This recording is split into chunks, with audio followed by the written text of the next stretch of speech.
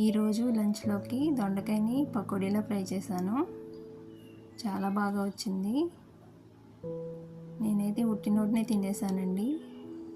ముందుగా దొండకాయల్ని శుభ్రంగా కడుక్కుని నేను చూపిస్తున్న విధంగా 4 ముక్కల్లా చీరుకోవాలి.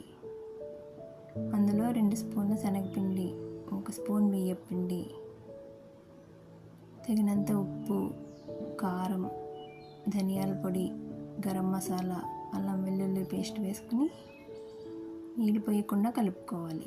ముక్కలన్నీ కలిసేటట్టు కలుపుకోవాలండి. తర్వాత నూనె మీడియంగా కాగాలి. కాగిన నూనెలో ఈ ముక్కలు వేసి బాగా వేగే వరకు వేయించుకోవాలి. ఇలా చూపించిన విధంగా వేయించుకోవాలండి. వేయించిన ముక్కల్ని ఒక గిన్నెలో తీసుకుని వేరుశనగ గుళ్ళు, పచ్చిమిర్చి, కరివేపాకు,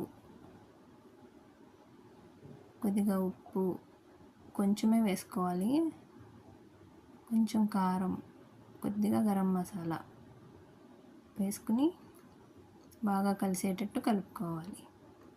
అంతేనండి, దొండకాయ ఫ్రై రెడీ. పిల్లలు పెద్దలు అందరూ ఇష్టంగా తినే దొండకాయ ఫ్రై.